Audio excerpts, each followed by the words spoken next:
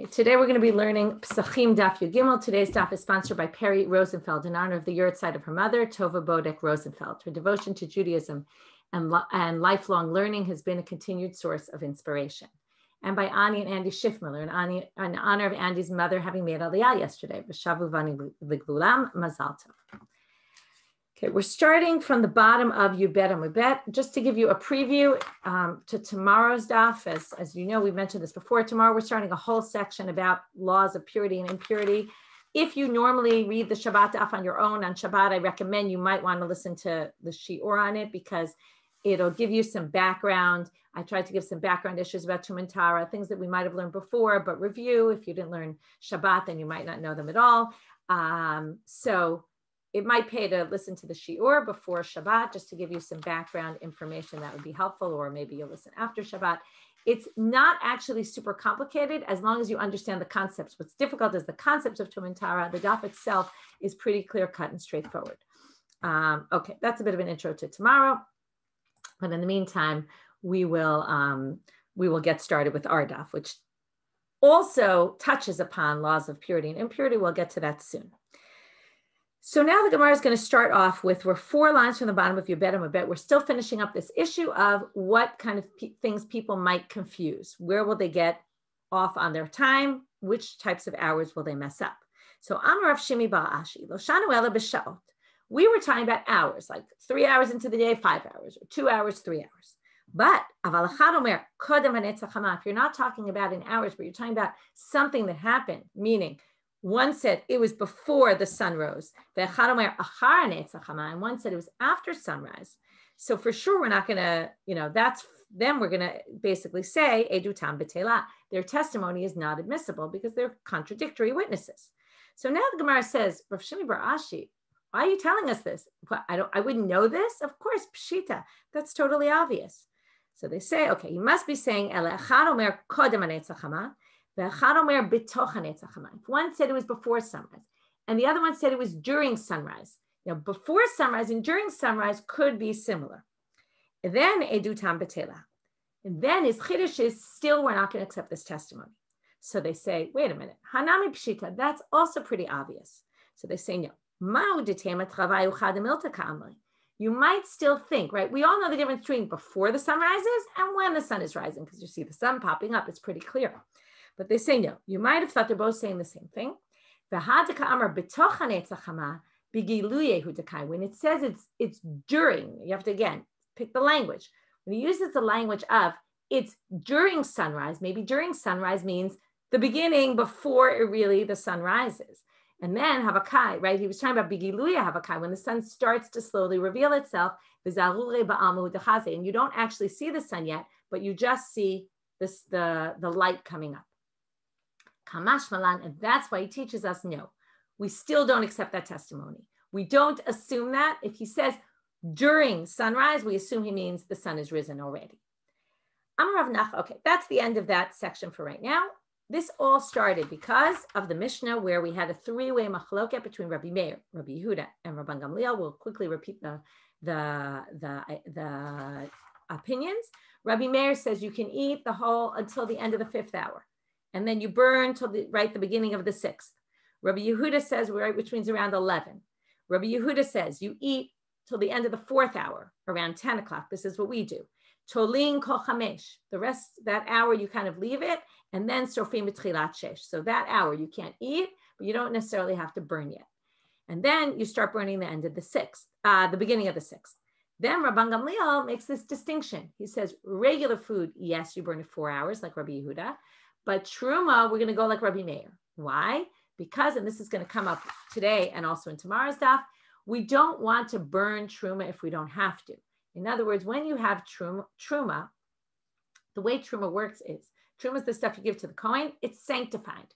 Okay, so it's the portion of your produce that you have to give to the Kohen. That stuff has sanctity to it. What does it mean if it has sanctity? It means you can't just throw it away. You can't burn it unnecessarily. However, on the flip side, if it becomes impure, you have to burn it. You have no choice. It must be burned. So he says he's focusing on pure truma. If you have truma chametz, We don't, and here he's being pulled in two directions. We want to make people stop eating chametz early because we're worried they might eat chametz on Pesach. On the other hand, if what's left of your chametz is truma, we don't want you to burn that if you don't have to. So we're going to give you 1 extra hour to eat, right? You can imagine, Erev Pesach, you want to finish up whatever breakfast cereal you have in the house, let's say, and you just can't finish it by 10 o'clock in the morning. But if you had till 11, maybe you could. So if your breakfast cereal happened to be made from truma, we're going to give you that extra hour to finish more stuff so that you don't end up burning as much truma or maybe even any truma. So those are the 3 opinions. Comes Rav Nachman. Amar Rav Nachman. We're now on the second line of today's daf. Amar Rav. Rav Nachman says in the name of Rav, Halakha ke Rabbi Yehuda, which we already know, okay, which is that we hold like Rabbi Yehuda, which is 4 hours already into the day. You can't eat, even though you don't burn until the beginning of the 6th or the end of the 5th. So now they say, first they're going to ask, the structure for the next section is like this. A question, why don't we paskin like Rabbi Meir? Why didn't he paskin like Rabbi Meir? A question, why didn't he paskin like Rabban Gamliel? And they're going to give reasons why you would have thought maybe we paskin like Rabbi Meir or Rabban Gamliel. Then we're going to say, maybe we can learn from a different place that he holds like Rabbi, that he does hold like Rabbi Yehuda. And it's not just because Rav Nachman said it, but maybe we can see from somewhere else. We're going to reject that. And then we're going to bring another source which seems to support the fact that we hold like Rabbi Yehuda. That's going to be the structure till close to the end of today's daf. Maybe even that gets us through to the end. Then we'll just get off on a side tangent. Sorry, not today's daf. I mean this amud, this side of the daf. Then we'll get off on a tangent based on the last source that we bring. Okay, that's the structure for now. So let's read inside. So the Gemara says, 4th line, V'nei mamar halakha ke Rabbi Meir. Why don't we say that why didn't Rav paskin like Rabbi Meir? Now, why would he? Tistam lan tana kavate. There's a Mishnah, which is the first Mishnah in the 2nd chapter of Pesachim, that is stam. Stam means it doesn't appear with anybody's name. And then we say, if there's a stam Mishnah like one opinion, usually that means we hold that way because it doesn't bring anyone who disagrees. What's the stam lan that looks like Rabbi Meir? Titnan, it says in the first Mishnah in the 2nd chapter, Kol sha'a shemutar le'echol ma'achil. Every hour that you're allowed to eat, you're allowed to feed your animals, which means as soon as you can't eat, you can't feed your animals. Now, according to Rabbi Yehuda, between the 4th and the 5th hour, the end of the 4th, the end of the 5th, between 10 and 11 in the morning, you can't eat it, but you can still benefit from it. That's why you don't have to burn it, which means you can give it to your animal. And this seems to say like Rabbi Meir, because, right, hour number 5 already, the end of the 5th, you can't eat, meaning you can at the end of the 4th. End of the 5th, number 1, you can't eat. And number 2, at that point, you have to start burning, which means you can't feed to your animals. So that sounds exactly like Rabbi Meir. So now the Gemara says, no. Hahi lav stama, that's not a stam Mishnah. A stam Mishnah means one of 2 things. Either it means it doesn't appear with anyone's name. Well, this clearly didn't appear with anyone's name. So it looks like a stam Mishnah. But if you say that this is clearly someone's opinion, and here we're going to see it's not Rabbi Meir's, then it's not a stam Mishnah. The assumption always is if there's a stam Mishnah, right? Well, first there's an issue of stam Mishnah Rabbi Meir, but that's not really what's at play here. What's at play here is it seems to match Rabbi Meir's opinion, and it's a stam Mishnah. But now the Gemara is going to say that's not a stam Mishnah, and it's not Rabbi Meir. We're going to actually see that opinion is Rabban Gamliel's opinion. So how do we see this? There's a little of a complicated sugya. We're going to see this. It's the first sugya in the 2nd chapter. Hahi lav stamahu mishum dekashya mutal. Okay, that's all they tell us, which if you look in Daf Kaf Aleph, you'll see the whole sugya. And the sugya there, we'll get to it soon. The sugya there basically says, if they really meant whenever you can't eat, your animals can't eat, or whenever you can eat, your animals can eat, right, which is the same. It should have said the words like this, okay? And if you look inside, I'm going to read it now without the word that it shouldn't appear. So look inside at the 5th line. I'm reading back in the Mishnah. Kol sha'a she'ochel ma'achil. Why did it add the word mutar? This is again when we say, if it added a word, it must have meant something. It doesn't have to say mutar le'echol. It could just say, any hour you eat, your animals can eat. That would have been a better way to say it. The fact that they say mutar le'echol, and here's the thing that's a drop difficult to swallow, is since they add the word mutal, they assume it's talking about there must be some other person here. Meaning, kol zman shemutar for someone to eat, but not you, you can still feed your animals. Now, whose opinion is that? That's Rabban Gamliel. What does Rabban Gamliel say? After 4 hours, you can't eat, but assuming you're not a Kohen, but a Kohen can eat because he can still eat his truma. So, or she who's in the family of Kohanim. So basically, what do you have here? They say that Mishnah is Rabban Gamliel because that Mishnah doesn't mean what you thought it meant. Because they add the word Shem Mutal, it sounds like someone else is Mutar Le'echol. You then can still feed your animals. Okay? So now they say that's Rabban Gamliel. The Gemara doesn't tell you all this because they assume you know the Gemara on Daf Kaf Aleph, and therefore it's just kind of shortened here. But there the Gemara says this Mishnah is actually Rabban Gamliel, which means you can't say it's a Stam Mishnah, and you also can't say it's like Rabbi Meir. So now the Gemara says, Manei Mamar halachat Rabban Gamliel. Now, why would you paskin like Rabban Gamliel? And here's a very interesting thing that we can learn about paskining halacha. Dehavale machriya, because he's the compromise opinion. We have Rabbi Meir, who says till the end of the 5th. We have Rabbi Yehuda, who says till the end of the 4th. And what does Rabban Gamliel say? Well, depends who you are. Kohanim till the end of the 5th, regular people till the end of the 4th. Compromise. Is it a compromise? Well, not really. Sounds a little like a compromise, and that's why they say, and what's interesting is, right, you're always better off when we paskin halacha, like the Rambam talks about the Shvila Zahav, the middle path, right? Don't go too much this way, don't go too much that way. If you have a 3-way machloket and one is the compromise, you should go with the compromise. But the Gemara rejects that and says, or it basically answers, why didn't he paskin like Rabban Gamliel? Amarle, Rabban Gamliel lav machriyahu. He's not a compromise opinion. Tam dinav shekamal. He looked from the outside and said, wait, there's a problem here. We don't want to be burning truma necessarily. It's not because he looked at this one's this way and that one's that way. Let me come up with some compromise. No, it's not a compromise.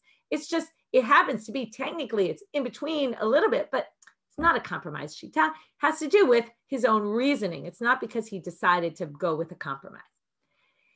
Okay, so that's what we saw so far. Attempt to say we paskin like Rabbi Meir. Attempt to say we paskin like Rabban. Why doesn't he paskin like Rabbi Meir? Why doesn't he paskin like Rabban Gamliel? We have answers to both.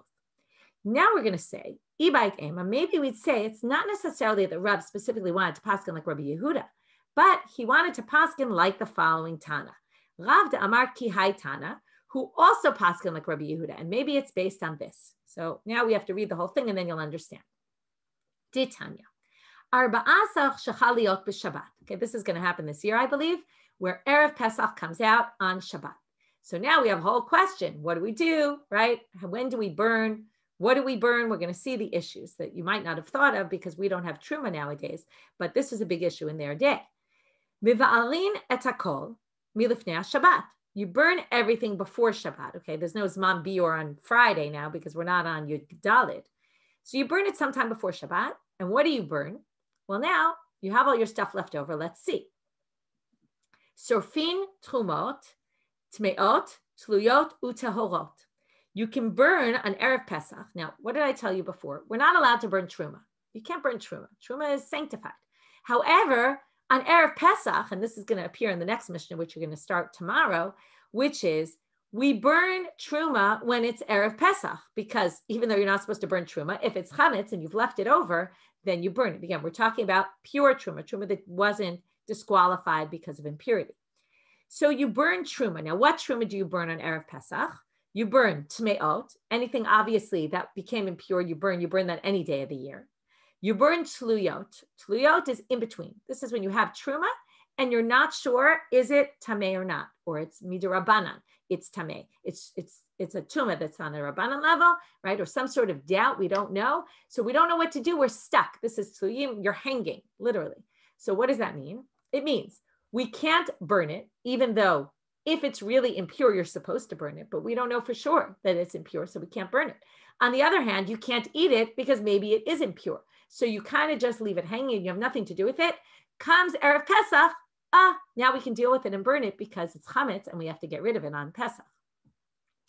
And also we burn truma tehora. Any Erev Pesach here, well, again, you're on Yud Gimel, you're not Erev Pesach. Now, you want to burn whatever chametz you have left. So let's say you have truma left. Well, you're going to burn it. Remember, Rabban Gamliel said we're going to give you that extra hour, but that's when it's your daled. Now we have to burn it before Shabbat. We don't know how much you're going to eat on Shabbat, right? So what do? You don't burn it all. We leave over 2 meals worth of your truma tehora in order to eat. This is what we do, right? Normally you eat 3 meals on Shabbat, 3 meals with bread. On Erev Pesach that happens on you, right? That falls on Shabbat. we eat 2 meals with lechem mishnah, because in the afternoon you can't eat bread and you can't eat matzah, because we don't eat matzah on Erev Pesach. So there we manage with eating a smaller Sudah Shlishit without bread. You can eat a lot of food, but just not bread or anything made of, all the things that you can't eat on Erev Pesach. But the main point is you leave over 2 meals and everything else you burn. Okay. Now, what's the point for our purposes? Notice what he says. When do you eat it on Yud Daled? And this is a side point of what he's saying, but it's like Rabbi Yehuda.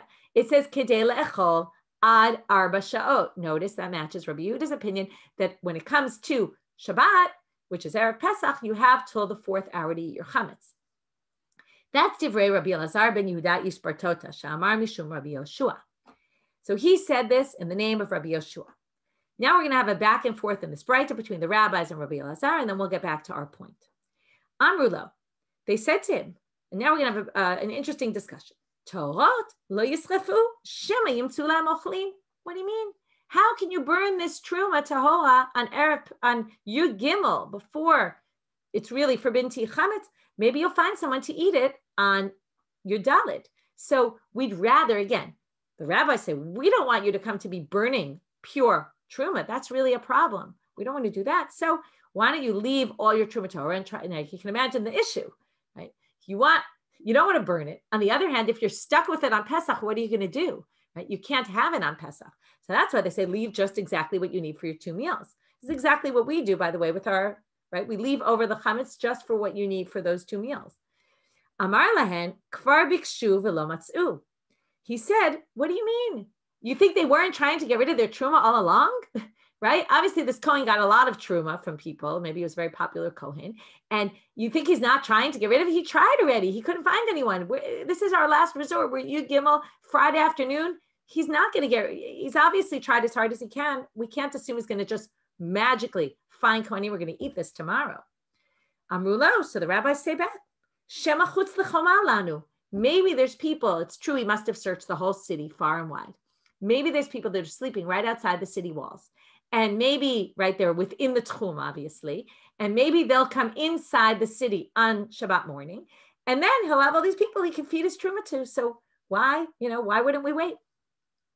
So here's a great response of Rabbi Elazar ben Yehuda ish Bartota. Okay? Amar lehen.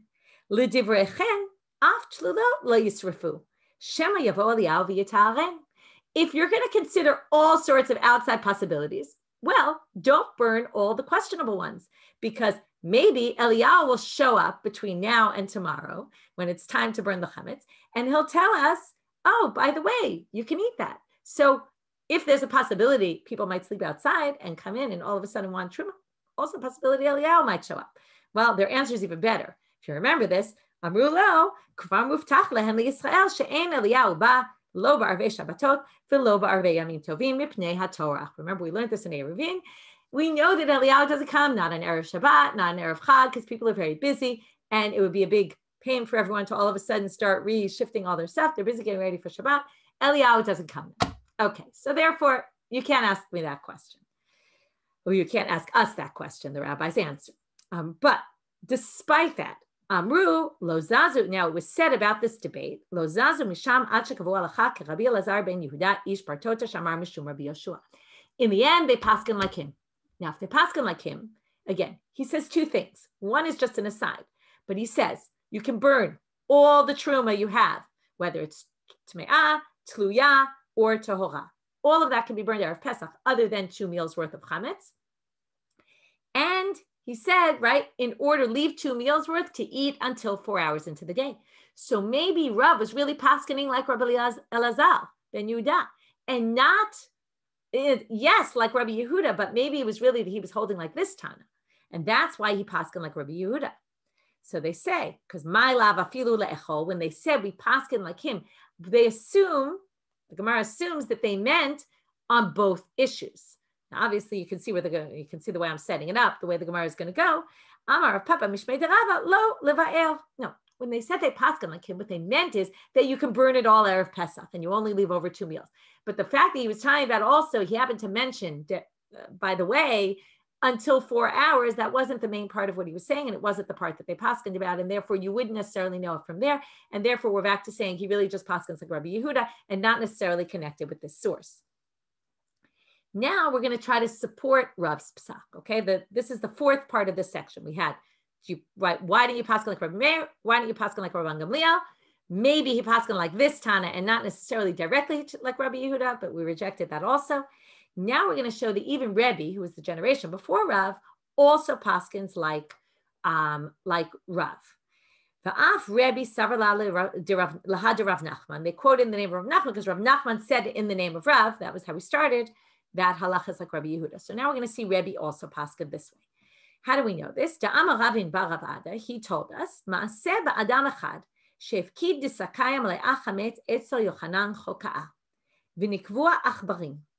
Okay, let's start off. There was a person who gave another person a diskaya is du sakaya. Du is two. Sakaya is sak, like a bag, and like a sack almost. And it's a big double sack. He gave him a double sack of grain or something that was chametz. It was full of chametz. He gave it to Yochanan Choka'a to watch for him.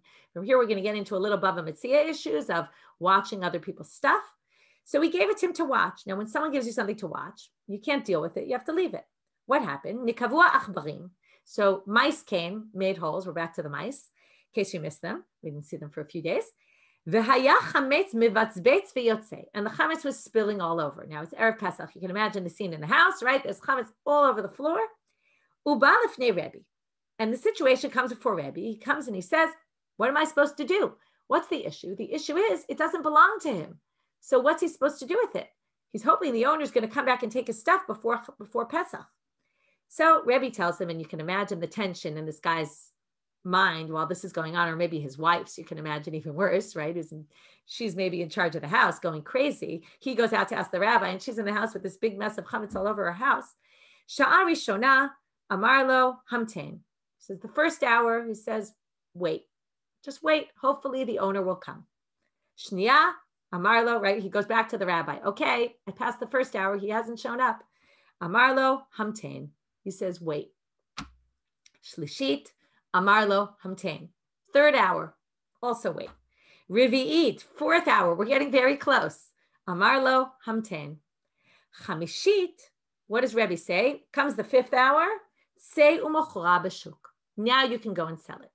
Okay, he doesn't have a lot of time, right? He's left with this very last hour where he can still own chametz before he has to burn it. Now, the assumption is that my lav linochrim, who's he selling it to at this point?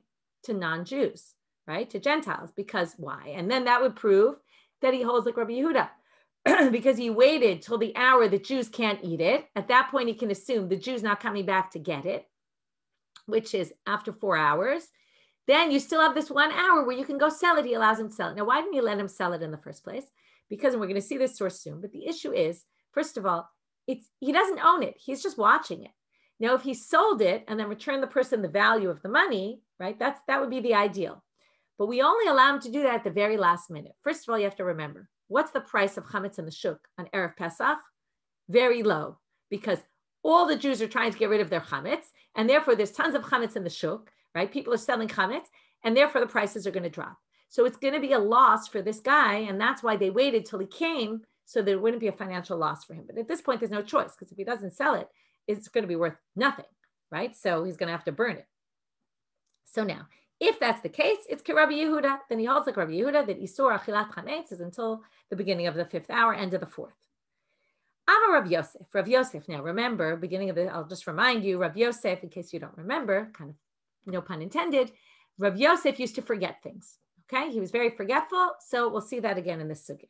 Rav Yosef says, Lo li Yisrael ki Rabbi Meir. You could say he holds like Yisrael ki Rabbi Meir, that they had till the end of the fifth hour. And that's why he allows them to sell at the beginning of the fifth hour, because he still has 1 hour to sell it to Jews. I don't know what Jews are going to be buying chametz at this very last minute, but maybe someone wants to get their last taste of chametz in, and he's selling it to Jews, and therefore it doesn't prove Rabbi Yehuda. So now we're going to say, Amar le Abai. Yes, Rabbi Yehuda is not Rabbi. I see the question in the chat. Rabbi Yehuda is somebody else. Rabbi Yehuda Rabbi Eli. Okay, just to clarify.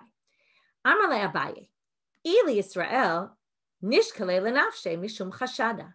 So they say, wait, if he's selling it to a Jew and you're allowed to sell it to a Jew, why doesn't, right, imagine trying to go Erev Pesach and selling it to a Jew, why doesn't he just use it himself and then give the person the money? Again, this would assume that he wants it, but let's say he wanted it. Why don't you just let him eat it himself and pay the value back? So what's the reason? Mishum chashada. We're worried, we're suspicious of him. And this is a very interesting sugya. Okay, we're going to learn it in a few different cases here. Ditanya. If you're in charge of tzedakah money and you have a lot of money and you don't have any poor people to distribute it to, and you have a lot of small money, people give you lots of money. So we're basically talking about these coins that were made of I guess, copper, and the copper tarnishes, and the coins at a certain point will basically be valueless. So you don't want to leave around all this tzedakah money that's going to turn to nothing. So what do? You exchange it onto a bigger coin, okay, onto slaim. So now they say, so if you don't have poor people to give it to, you can't switch it to your own money. You can switch it to someone else's money. Whenever you exchange money, there's always a chance that you're going to not do it exact. So we don't want people to suspect you that maybe you didn't do the exact right check, right? You basically took a little extra for yourself. So therefore you have to go find someone else to do it with. If there's leftover food in the soup kitchen, there's no more poor people, right? Halavai. Here's the pasuk. It says you should be clean from Hashem and Yisrael, meaning basically we're going to say you can't sell this food to yourself. Likewise, you can't take this chametz and buy it on your own, because when you say, oh, here you had X amount and here I'm giving you X amount of money for it, X might not match X exactly, or people might suspect you that you didn't do it exactly. And therefore, stay away from this very interesting advice, stay away from any situation where people might suspect you. This is anyone who handles tzedakah money knows how careful you have to be so that people don't think, oh, maybe you took something, right? Or if you work for a company, right, and you're handling the finances, you have to be very careful so that people don't suspect you of doing any wrongdoing. So now we say, so basically this was for Rav Yosef to say, it must be selling it to a Jew, and this proves Rabbi Meir, not Rabbi Yehuda, and this doesn't prove anything. So here comes the part about Rav Yosef being forgetful. Amar le Ravad Barmat le Rav Yosef. Befeirish amratlan say umachor lenochrim ki Rabbi Yehuda. But you taught us a long time ago, and you forgot obviously that this is talking about selling it to Gentiles, not to Jews, and that he paskins like Rabbi Yehuda. So we're back to saying basically he could have, right? This story of Rebbe provides us with support for Rav's opinion, for Rav's psak like Rabbi Yehuda. Amar Rav Yosef. Now we're going to say another thing about this. Now we're going to go a little bit in depth into this thing about the Gaba'et Tzedakah and what Rav Yosef said. Amar Rav Yosef. Keman az lahashmata de Rebbe. This story we told about Rebbe, according to who does it go? It must be like Kirashbag. We're going to suggest that it must be the fact that he didn't allow him to sell it. Must be and then he allowed him in the 5th hour, though. He did allow it at a certain point. Must hold like Rashbag, because we're going to see Rashbag disagrees in Bava Metzia with the Tanakama about this issue. I think it's Tanakama, yeah. And then we're going to say, oh, not really. Okay, but we're going to first suggest maybe it's only like Rashbag. Ditnan. It says in the Mishnah in Bava Metzia, Hamafki perot etzel chavero. You give your friend fruits to watch. Now, we all know what's going to happen to fruits over time. They're going to rot. So, Afilu hein avudin lo yigabahem. Tanakama says you cannot sell this no matter what. It's his fault that he left it by you and didn't come back to get them and they're rotting. It's not your responsibility. And not only that, but you're not allowed to sell them. Why are you not allowed? It's not yours. Okay. And he didn't give you instructions. If he gave you instructions, if they're starting to rot, then yes. But he didn't give you any instructions here. Rashbag says, and this is exactly what this person is going to do according to Rebbe, go sell it. He didn't let him sell it right away, but at a certain point when it was basically before 5 hours, it wasn't going to be a loss because the person could have come back and eaten them. But after 4 hours, it was clearly going to be a loss. And because that was it, right? It's Pesach. So he said, so Rashbag says also, if the fruits are rotting, you're allowed to go to the Beit Din and sell them, even though theoretically there's going to be a bit of a loss because you're not going to get a high price in the Beit Din. It's not the shuk. But you go to the court, and that way I guess it's all on record. And and that's because of Hashavat Aveidah. You're basically, it's like returning a lost item. There's a different halacha that kicks in here. You can't watch someone's object get lost and just leave it, right? So basically we're going to say that's Hashavat Aveidah. Amar le Abaye. So now we're going to say the assumption is that Rebbe paskin like Rashbag here and not Tanakama. But Abaye says, no, Amar le Abaye, v'lav itmar ala. But wasn't it said on this? He says to Rav Yosef, wait, but didn't it say on that Mishnah, Amar Rabba Bar Bar Chana Amar Rabbi Yochanan, he said in the name of Rabbi Yochanan, skip a word, Lo shanu ela, this was only said, bichdei chesronan, when they're starting to have a loss. Aval yochder bichdei chesronan, but if it's more than a bit of a loss, mochran bebeitin, then everyone agrees you could sell the court. In other words, what do you mean? Tanakama doesn't think you can't ever sell them. That would be ridiculous. So he only allows it when it starts to be somewhat of a loss. But when it gets more serious, then you can sell them in beitin. And here, chametz b'Pesach, that's a huge hafsed. You're basically going to have to destroy all that chametz. So therefore, of course, you're allowed to sell it even according to Tanakama. Okay, so basically we tried to say maybe Rebbe was only holding like Rashbag. In the end, we say no, he holds like everyone. Okay. Now no one would disagree with what he said basically about that issue. Now we're going to go back to the Mishnah. There was one, even though the main thing of the Mishnah was this three-way machloket, there's something very interesting in the Mishnah that talks about that when Rabbi Yehuda says that when they wanted to show everybody when it's 4 hours of the day, when it's 5 hours, and when it's man, Yisur Achila, and when it's man, you have to burn it, he basically said that they would do the following thing in the temple. So if you look back at the Mishnah on Yud Aleph Amud Bet, it says, he added that shtei chalot shel todah psulot munachot al gav ha'itzdeba, kol zman shemunachot kol ha'am ochlim, nitla achat tolim v'lo ochlim v'lo sorfim, nitlu shtehen itchilu kol ha'am sorfim. In the Har HaBayit, where the temple stood, they had in Itzteba, which we're going to see exactly what this is, some sort of stool or bench where they would put 2 disqualified loaves from a korban todah, Thanksgiving offering, which we're going to discuss in a minute a little bit more in depth. When it was time that you can't eat, they pull one away. When it was time you had to burn, they pull the second one, and then everyone would know, right? These are the times. It was a good way. Remember, everybody came to the temple. So you basically had, again, whether historically they all came or not is a question. But the assumption is this is where most of the people are. Let's do something like the bonfires when it came to the telling when Rosh Chodesh was, some big siman that everyone will know when the times are. And this will also deal with our problem that people don't always know exactly what time. So now they say, Tana kamei de Rav Yehuda. So they brought the Braita, the Mishnah in front of Rav Yehuda, and they said, Al Gav ha'itzdeba. What does Al Gav mean? On top of. So Amar le, Rav Yehuda says to him, B'chil lechatzni anu tzarich. What, you think he's trying to hide this, that he put it on top of a bench, right? Think about it. You have all of Har HaBayit, there's one bench, you put it on this bench, what? No one's going to see that. It's as if you're hiding it, right? You're not exactly hiding it because it's on a bench, but it's definitely not in a place anyone can see. So he says, he says, Tane al gag ha'itzdeba. He says it's a mistake. It's not al gav. You mixed up a letter. It's al gag. It's on the roof of the itzdeba. What's the roof of the itzdeba? We'll see right now. Amar Rechava Amar Rabbi Yehuda. It should really be Rav Yehuda, but anyway, we'll leave that aside. Har habayit stav kaful haya. The Har HaBayit had 2 rows of colonnades, right, of these pillars, and above it there was a roof. Okay, it was a double row around, and there was a big roof over it, and that's what they're talking about. Underneath there were benches, and the idea is way above there on the roof, that's where they would do it. And there's also Tanya Nami Hachi, there's a Braita, Har HaBayit stav kaful haya, Rabbi Yehuda Omer, Itztavnit hayta nikret, it was called Itztavnit, Stav lifanim mistav. Okay, it was stav lifnim mistav. It was basically called the itztavnit. He's not saying anything different. He's just saying what they called it because there was a row and then another row. Okay, this double row, and then on top of that was the roof, and that's where they would put it in a place where everyone could really see.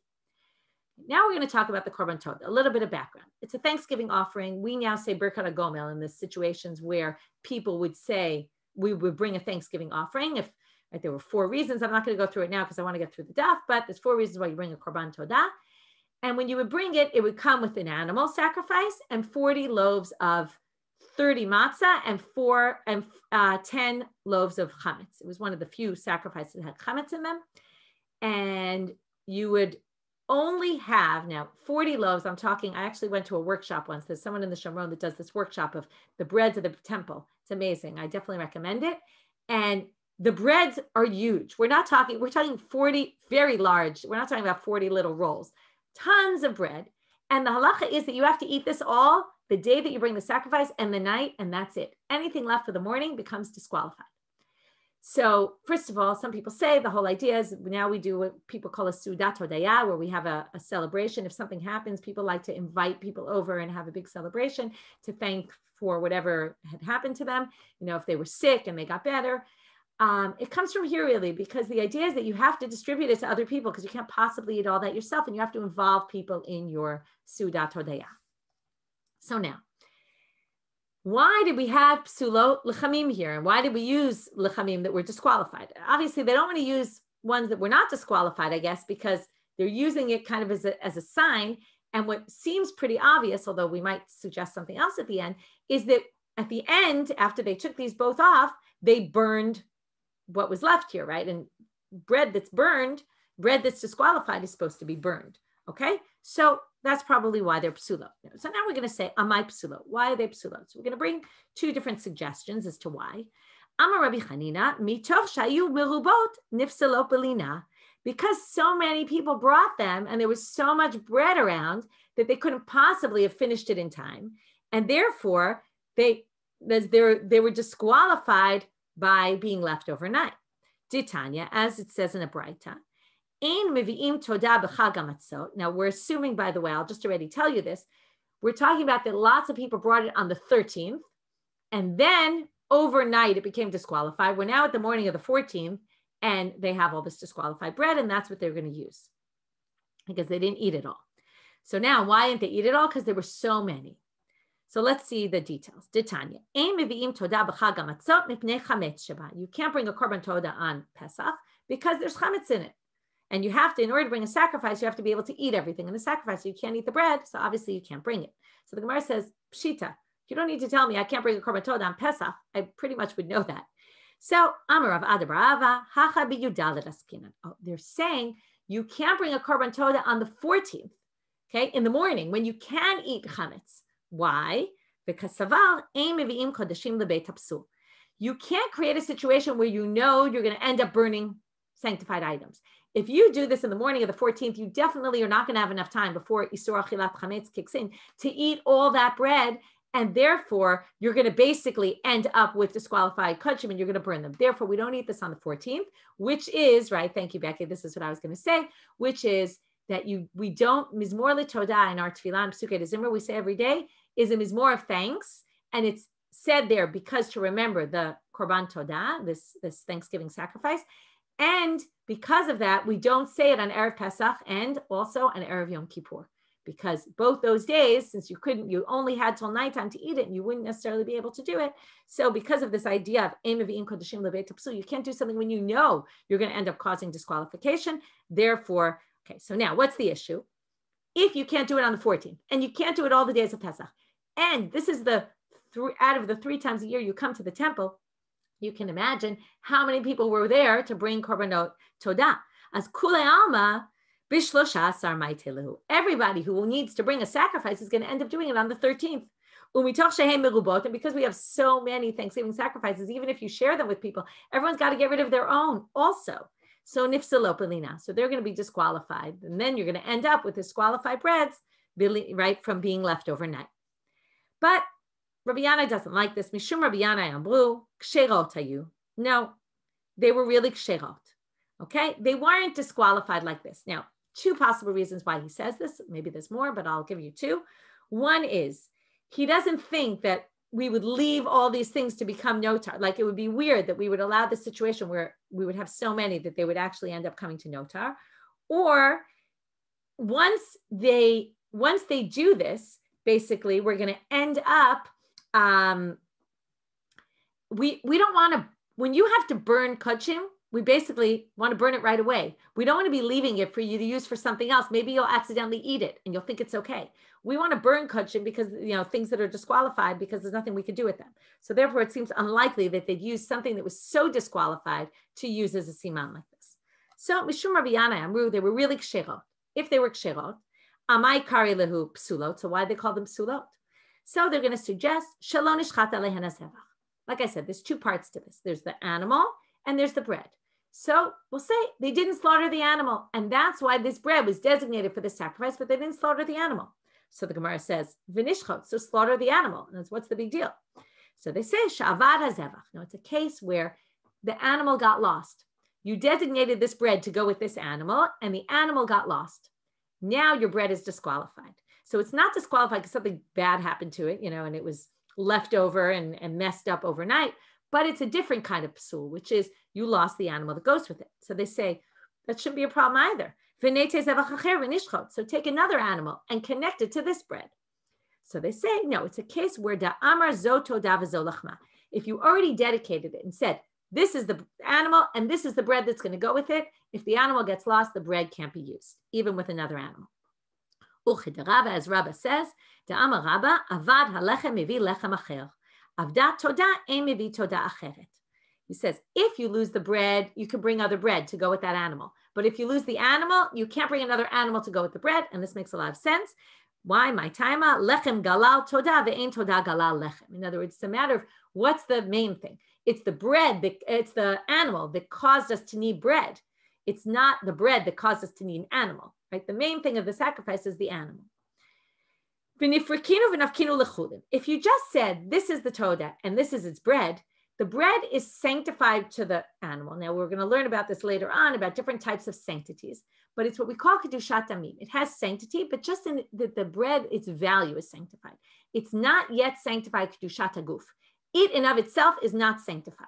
Okay, there's a big difference. If something's kedushat damim, just the value of it, you can redeem it onto a coin. So that's what the Gemara says. If you just said zotoda v'zolachma, you basically, it's sanctified, but you can redeem it on a coin. And therefore, nifrkinu v'nafkinu lechulin, which then will mean the bread's not disqualified at all. We'd always try, if we can, to avoid disqualified bread. So they say, okay, fine. So that's not the case. It's not that the animal got lost. You did slaughter it, because when you slaughter it, it already becomes, the bread becomes sanctified, kedushat haguf, when you slaughter the animal. V'nishpach hadam, but the blood got spilled, which means that now, since you can't finish doing the sacrificing of the korban, because the blood is the important part, you didn't do that, then you're going to have a problem. Then the bread's disqualified. And you can't redeem it because it's too late, because it's already got kedushat haguf. Its body, it of itself is sanctified. Ucheman, and who does this go like? Like Rebbe, Kerebi. Da'amar Rebbe, shnei dvarim hamitirim ma'alim ze below ze. Explain what that means in a second. Ditanya. Kivsei atzeret ein mekadshin et halechem ela b'shchita. There's another korban that's like this, the kvasim that you bring on Shavuot, which go with shtei halechem, which was the other chametz sacrifice. It becomes sanctified only when you slaughter the animal. Ketzad. Let's say shachatan lishman, you shechted it for the reason for this animal, for this sacrifice. V'zarak daman lishman, and you did the sprinkling of the blood properly. Kidesh halechem. Then the lechem becomes sanctified, the bread. Shchatan shelo lishman, v'zarak daman shelo lishman. But if you did both for the wrong reason, let's say you slaughtered it thinking you were doing it for a different sacrifice, and you sprinkled the blood thinking you were doing it for a different sacrifice. Lo kidesh halechem. The bread does not become sanctified. But what if you did one and not the other? Shechatan lishman, that's exactly our case that we said. You did the shechita all properly, but zarak daman shelo lishman, lechem kadosh ve'eno kadosh. It's this in between, but it's sanctified enough that we're going to call it disqualified. And that's like this lechem todah, and that's divrei Rebbe, so that matches.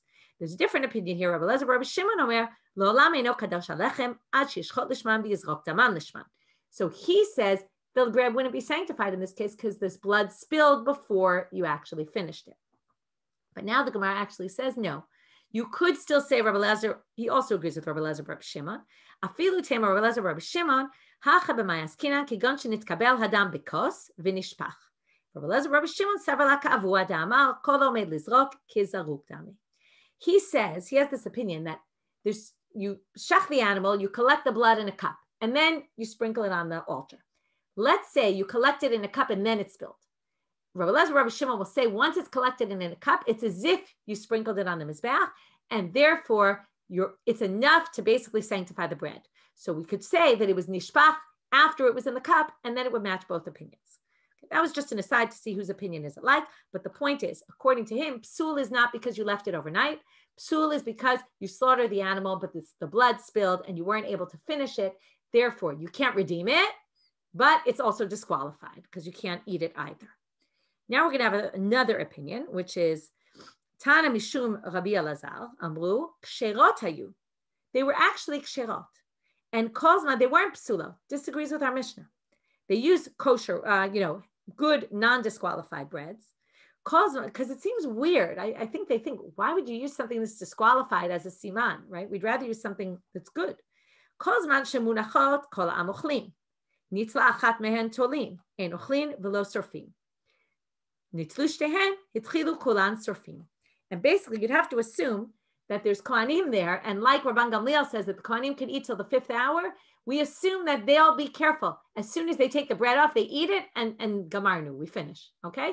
So that's what they would do. They would actually use ones that weren't meant to be burned. That's a different opinion. We're going to have one last opinion. Tanya Abba Shaul Omer, instead of using bread, according to him, there's a different opinion. Shtei parot hayu chorshot b'har hamishcha. First of all, it wasn't in Har HaBayit, it was on Har HaZeitim, right, Mount of Olives, which is right nearby. There were 2 parot that would basically be plowing. Some people say they weren't actually plowing because no one did work on Erev Pesach there. There was a minhag not to do work in the morning. We'll get to all that. But there were 2 animals that looked like they were plowing. As long as they looked there like they were plowing, everyone would know, oh, we can eat. As soon as they took away one of the animals, then everyone would know, oh, we can't eat anymore. When they removed both of them, okay, why they used parot, cows, and not bread, I'm not sure, right? The bread sounds like a pretty good siman, but maybe, again, they didn't like dealing with this puzzle bread, or maybe, like we say, playing with fire, dealing with kosher bread that would have to be eaten, so maybe because of those reasons, they use this other siman. Why Har HaZeitim and not at Har HaBayit? Anyway, lots of questions I'll leave you with to think about over Shabbat. Okay, have a Shabbat Shalom, everyone. And the next daf will be up very soon after this one because I pre-recorded it, so it'll go up shortly. So if you want to get the Shabbat daf in before Shabbat, you can do that.